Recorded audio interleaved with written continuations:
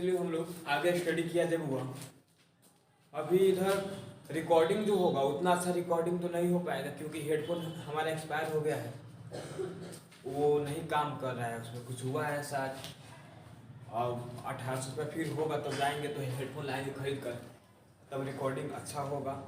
अभी ऐसे ही आप लोग भी अपना काम कीजिएगा लोग, ऐसे ही आप लोग के पास हेडफोन है, आप लोग हेडफोन से अगर इसको सुनते हैं तो अच्छा सुनाई देगा। ऐसे में हेडफोन नहीं रहता है तो आसपास के सराउंडिंग एरियाज का जो साउंड होता है वो भी कैप्चर हो जाता है। तो अभी हाल फिलहाल के लिए तो इसके लिए सॉरी बोलो। अब हेडफोन फिर होगा हमारे पास तब आप लोगों का रिकॉर्डिंग भी अच्छा से होने रहेगा।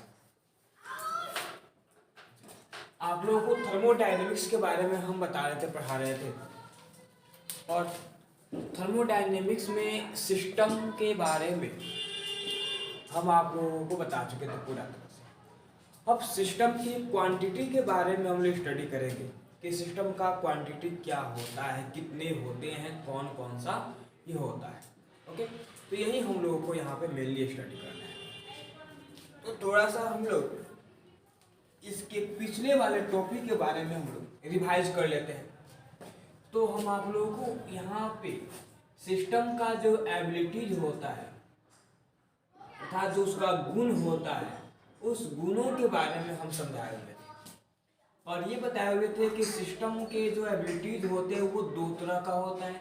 एक होता है एक्सटेंसिव और एक होता है इंटेंसिव। और एक्सटेंसिव के बारे में हम आप लोग बता चुके थे और इंटेंसिव के बारे में हम आप लोगों को अच्छा से बता चुके थे। और एक्सटेंसिव के बारे में ये बताए थे कि एक्सटेंसिव दो चीज़ों पर डिपेंड करता है। अब कौन कौन सा होता है वो कंपोनेंट, तो एक होता है अमाउंट होता है और एक होता है उसका साइज होता है, इस पर वो डिपेंड करता है।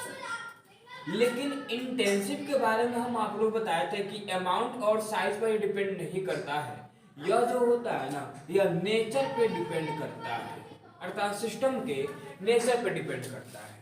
ओके वो लोग, तो इतना हो गया, समझ गए आप लोग। अब यहाँ पे हम लोग नेक्स्ट टॉपिक के बारे में स्टडी करेंगे।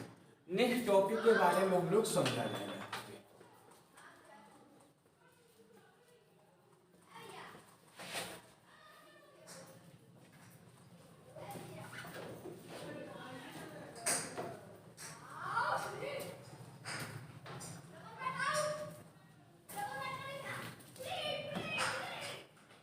यहाँ पर स्टडी करेंगे हम लोग क्वांटिटी के बारे में। तो यहाँ पर लिखेंगे क्वांटिटी ऑफ सिस्टम, कि मतलब निकाय की पद्धति या निकाय की यूनिट जो होता है, क्वांटिटी होता है, इसके बारे में हम लोगों को यहाँ पे जानना है। इसका हिंदी में लिखा दे, यहाँ पे कहिएगा लोग सब हिंदी में लिखा है। इसका हिंदी हो जाएगा निकाय की राशि। अब निकाय की राशि के बारे में हम स्टडी करेंगे कि निकाय की कितनी राशियां होती है, ये हम लोग जाने। आप लोग राशि के बारे में स्टडी किए होंगे, scalar quantity and vector quantity, इसका मतलब सदिश राशि और अदिश राशि। तो इसमें हम लोगों को स्केलर क्वांटिटी और वेक्टर क्वांटिटी के बारे में हम लोगों को नहीं जानना है। इसमें जो निकाय जो होता है, सिस्टम जो होता है ना, इस सिस्टम का एक अपना अलग क्वांटिटी होगा, अर्थात दो तरह के क्वांटिटी होते हैं, एक होते हैं स्टेट क्वांटिटी और एक होता है पथ क्वांटिटी। तो यही दोनों हम लोगों को यहाँ पे स्टडी करना है। तो इस प्रकार हम लोग ये कहेंगे there are two kinds of, there are two types of quantity of system, quantity of system. इसका मतलब होता है निकाय की दो राशियां होती हैं। तो यहाँ पे क्वांटिटीज हो जाएगा, क्वांटिटीज, निकाय की दो राशियां होती हैं। अब वो कौन कौन से होती हैं तो यहाँ पे हम लोग जानेंगे। सबसे पहला क्वांटिटी जो होता है जिसे हम लोग स्टेट क्वांटिटी कहते हैं, इसका हम लोग लिखेंगे स्टेट क्वांटिटी ऑफ सिस्टम। इसका मतलब होता है निकाय की अवस्था राशि ये होती है इसका फर्स्ट टाइप। और सेकेंड टाइप जो होता है उसे हम लोग कहते हैं पथ क्वांटिटी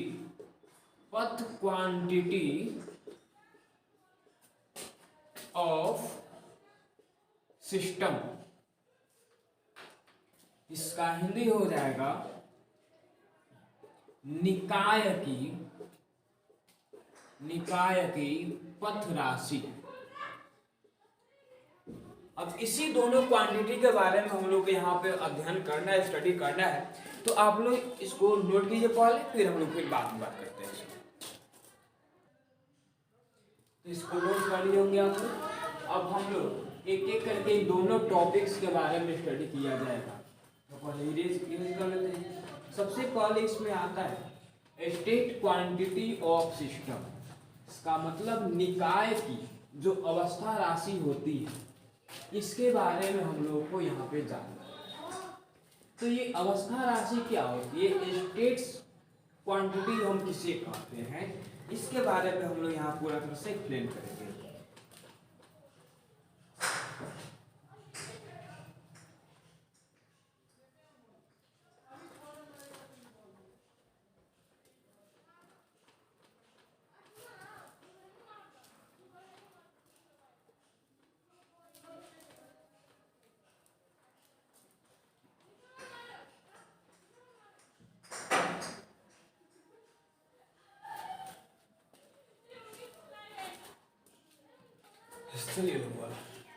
तो यहाँ पे पहले स्टडी करेंगे जिसका नाम है स्टेट क्वांटिटी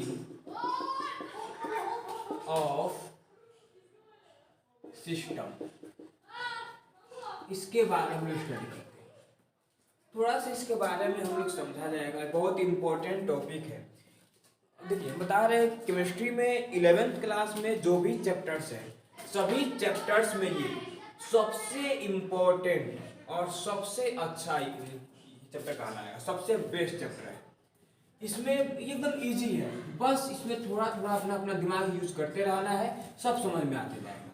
तो सबसे पहले हम स्टेट क्वांटिटी ऑफ सिस्टम के बारे में बात करेंगे। ये होता क्या है, अब इसका डेफिनेशन हम पहले लिखा देते हैं। तो यहाँ पे लिखा जाएगा such quantity of system which depends upon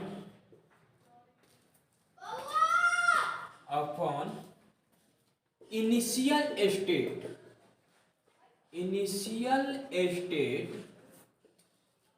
and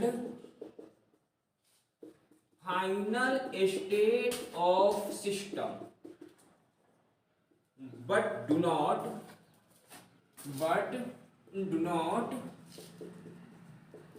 path of system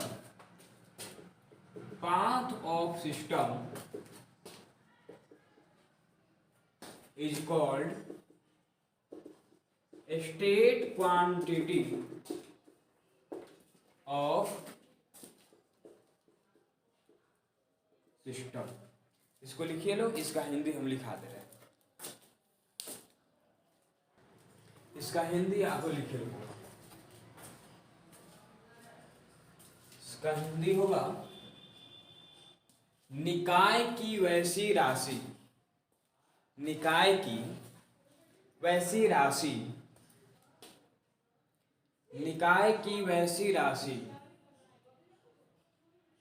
जो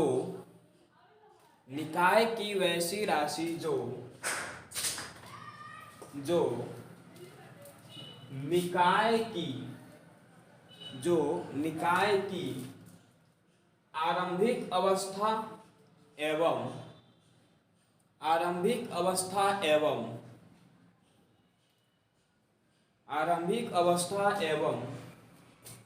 अंतिम अवस्था पर निर्भर करती है। अंतिम अवस्था पर निर्भर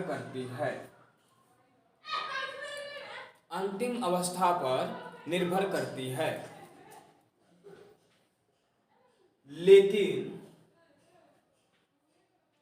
लेकिन निकाय की पथ पर निर्भर नहीं करती है। निकाय की पथ पर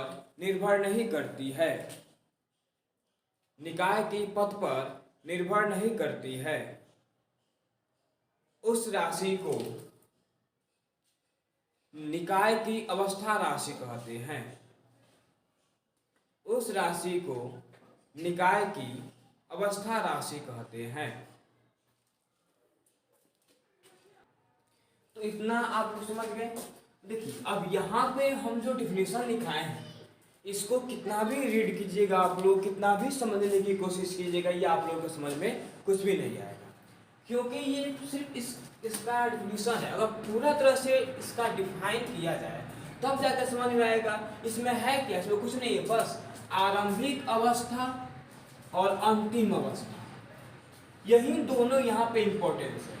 इसका मतलब हम ऐसे कह सकते हैं कि निकाय की एक ऐसी राशि है कि जो निकाय के आरंभिक अवस्था और अंतिम अवस्था पर निर्भर करती है। इसी राशि को हम लोग निकाय की अवस्था राशि कहेंगे। अब थोड़ा सा यहाँ पे एग्जाम्पल में हम लोग समझेंगे। यहाँ पे एग्जाम्पल ले लिए। सबसे पहला एग्जाम्पल हम आप लोग बता रहे हैं पोटेंशियल एनर्जी। पोटेंशियल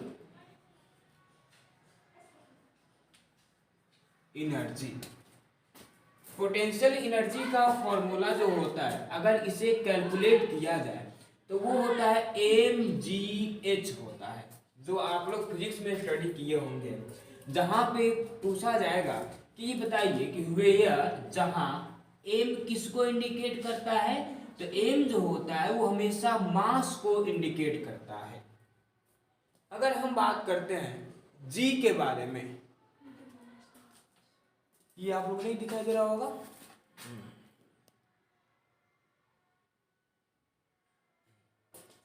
वही बात यहाँ पे हम करते हैं जी के बारे में कि जी से क्या होता है, तो अर्थ के द्वारा फोर्स सप्लाई नहीं होता है, उसी को कहते हैं ग्रेविटी, यही है जी।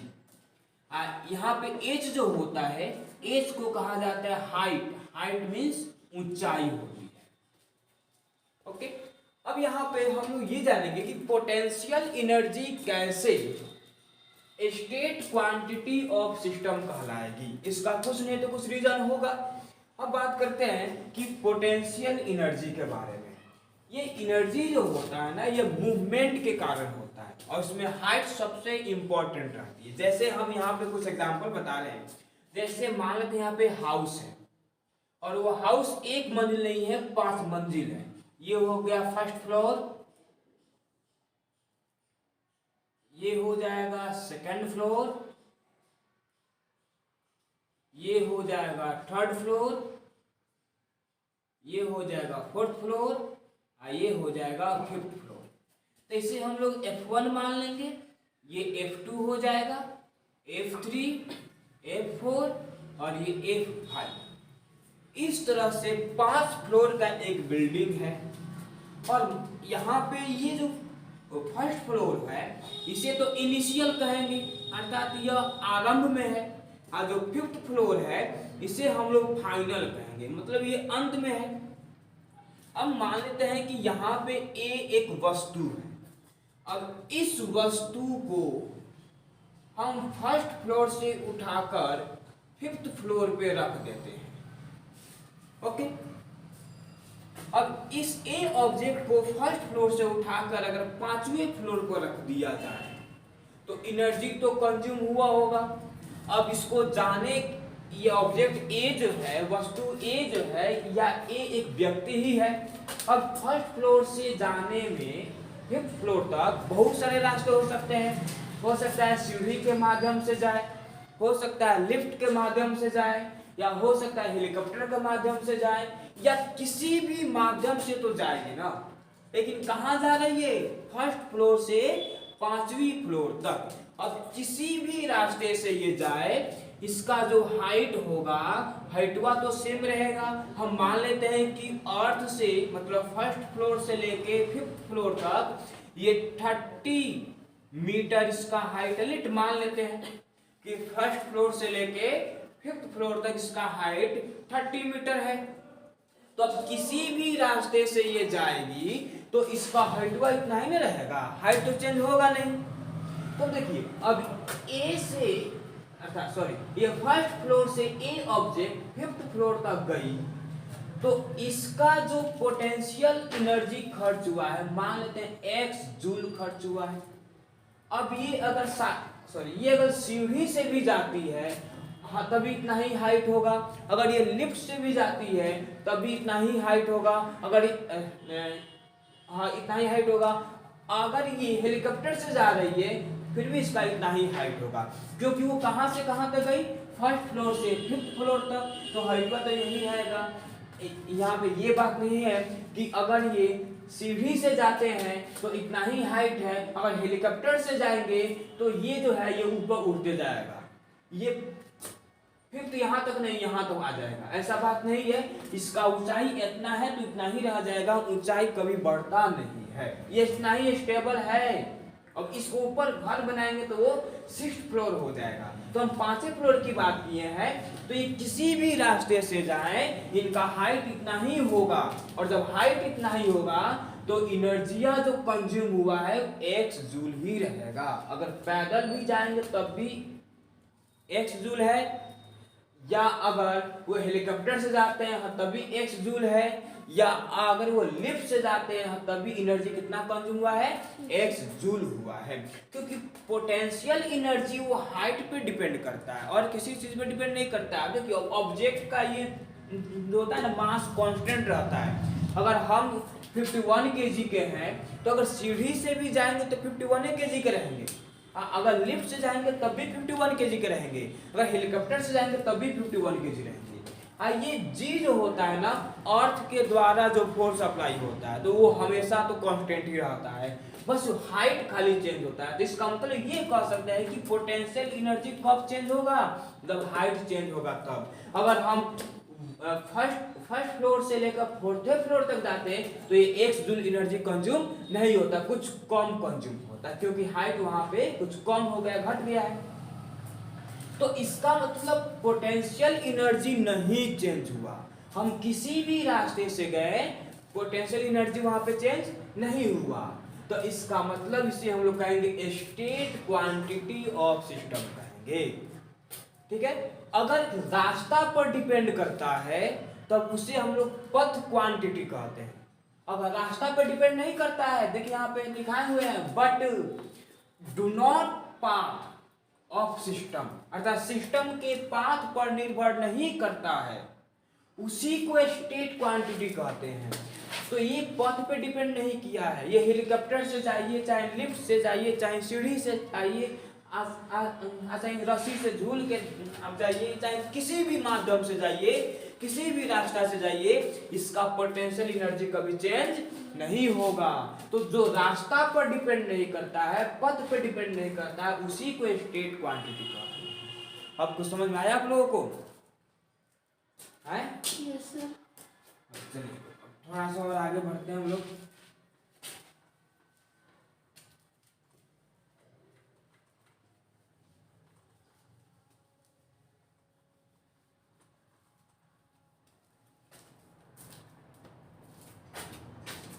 एक में एग्जाम्पल वहां पे हम बता दिए, अगला एग्जाम्पल की बात कर रहे हैं तो सेकंड में एग्जाम्पल हो जाएगा। जैसे यहाँ पे टेम्परेचर की बात करते हैं, इसका मतलब होता है तापमान होता है। अब यहाँ देखिए टेम्परेचर भी जो होता है ना, ये स्टेट क्वांटिटी में आता है, पथ क्वांटिटी में नहीं आता है। हमारे कहने का अर्थ हुआ कि अगर हम टेम्परेचर को मेजर करते हैं तो वहां पे टेम्परेचर जैसे मान लेते हैं कि एक नॉर्मल इंसान का 37 डिग्री सेल्सियस होता है। अभी हम लोगों का जो टेम्परेचर होगा ना वो 37 डिग्री सेल्सियस ही रहेगा, अभी है। ये होता है एक हेल्थी नॉर्मल टेम्परेचर, नॉर्मल इंसान का टेम्परेचर होता है 37 डिग्री सेल्सियस अभी है। तो अगर हम इससे मापते हैं किसी कंपोनेंट द्वारा तो 37 ही बताएगा, तो ये इनिशियल कहला गया। अगर हमें बुखार हो गया तो यही टेम्परेचर इंक्रीज कर जाता है और यहाँ पे मान लेते हैं कि 50 डिग्री सेल्सियस हो गया, तो इसे कहेंगे फाइनल कहेंगे। अब यहाँ पे ये टेम्परेचर इंक्रीज हुआ है, तो इंक्रीज टेम्परेचर को कैसे कैलकुलेट करेंगे, तो final state minus initial state. कितना डिग्री टेम्परेचर इंक्रीज हुआ है, तो 50 में से 37 को घटा लेंगे हम, आ जाएगा कितना 13 डिग्री सेल्सियस।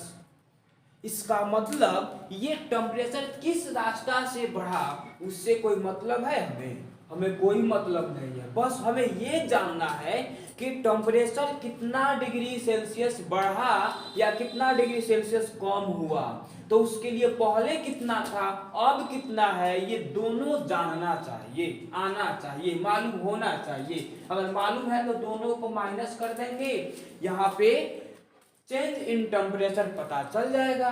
तो हम जैसे मान लेते कि पहले हमारा टेम्परेचर 37 डिग्री सेल्सियस था, अब वही टेम्परेचर जो है 50 डिग्री सेल्सियस है। इसका मतलब क्या हुआ कि ये आरंभिक अवस्था में टेम्परेचर था और ये अंतिम अवस्था का टेम्परेचर था। अब दोनों अवस्था को माइनस करेंगे तो टेम्परेचर में कितना चेंज आया ये मालूम चल जाएगा हम लोगों को। इसका मतलब कि टेम्परेचर किस पर डिपेंड करता है, आरंभिक अवस्था पर और अंतिम अवस्था पे।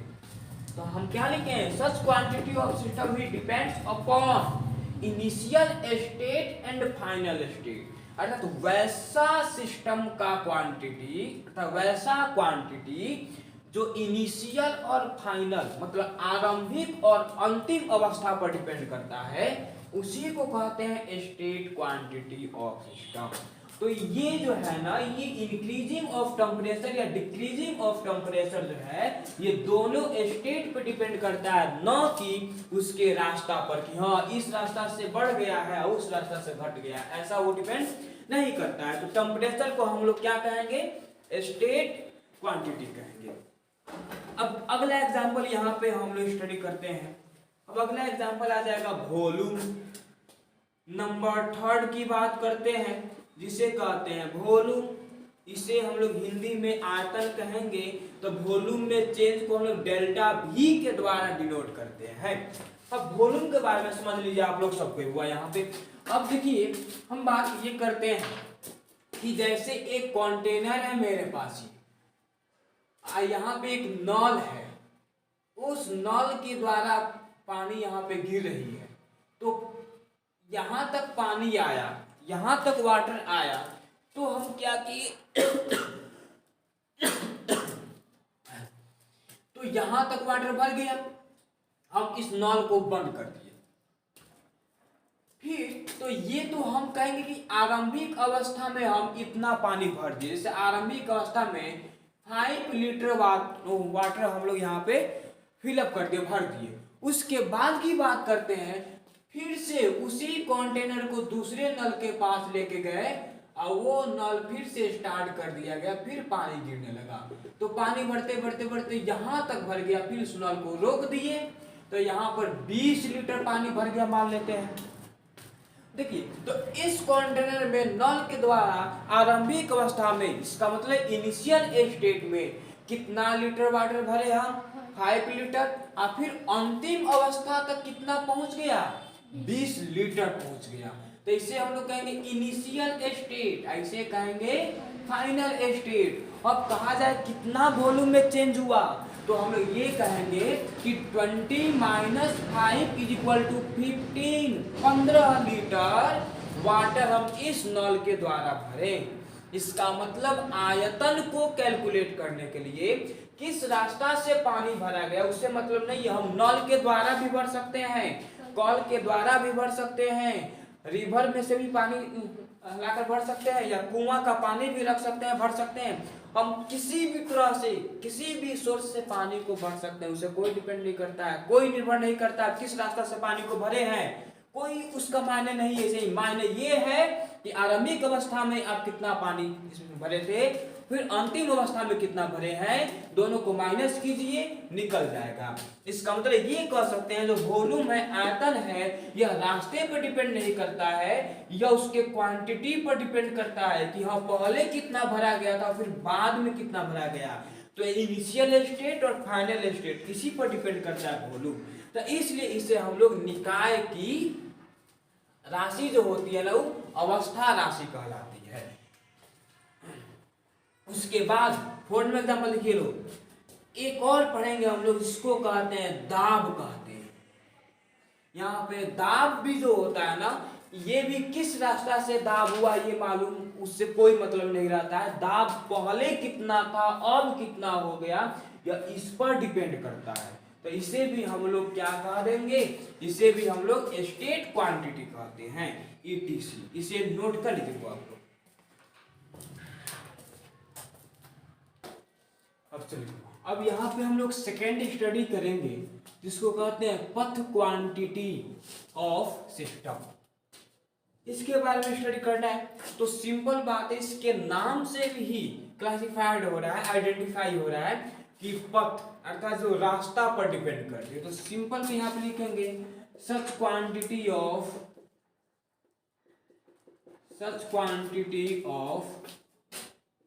सिस्टम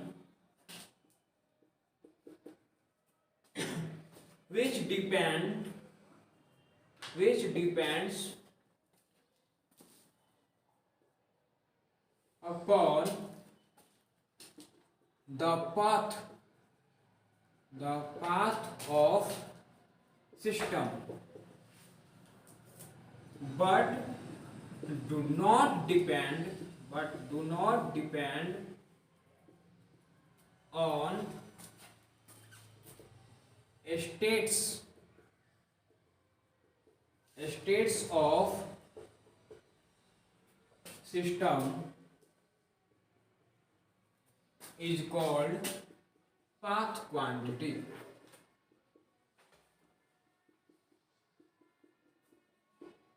इसको लिखिए लोग, इसका हिंदी बोलते रहे, हिंदी लिख लीजिएगा आप लोग। इसका हिंदी लिखिए आप लोग, हिंदी में लिखना आप लोगों को, निकाय की वैसी राशि, निकाय की वैसी राशि जो निकाय की पथ पर निर्भर करती है, जो निकाय की पथ पर निर्भर करती है, लेकिन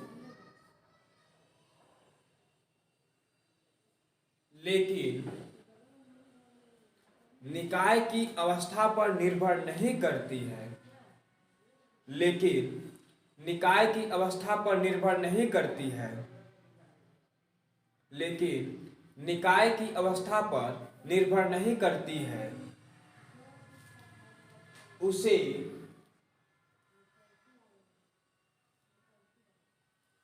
निकाय की पथ राशि कहते हैं। उसे निकाय की पथ राशि कहते हैं। उसे निकाय की पथ राशि कहते हैं। उसे निकाय की पथ राशि कहते हैं। अब सिंपल बात यहाँ पे साफ साफ दिखाई दे रहा है कि यह एक ऐसी राशि होती है कि जो निकाय की पथ मतलब रास्ता पर निर्भर करती है। तो इसमें दो चीज याद रखना सब, एक होता है वर्क मतलब काम, ओके, और दूसरा होता है हीट मतलब उष्मा। ये दोनों आप लोग याद रखिएगा लोग, इसी को जो है ना पथ क्वांटिटी ऑफ सिस्टम कहते हैं। बस क्वांटिटी की जो बात रही यहीं तक क्वांटिटी आप लोग को जानना है और इतना ही होता ही है। स्केलर क्वांटिटी, वेक्टर क्वांटिटी जो होता है हुआ, ये सभी फिजिक्स में जानना रहता है, ओके। और यहाँ पे जो थर्मोडायनेमिक्स जो है इसमें आप लोगों को यही दोनों क्वांटिटी जानना था, तो हम आप लोग बता चुके हैं, अब यहाँ पे समझा चुके। अब इसके बाद नेक्स्ट टॉपिक हम लोग नेक्स्ट क्लास में स्टडी किया जाएगा।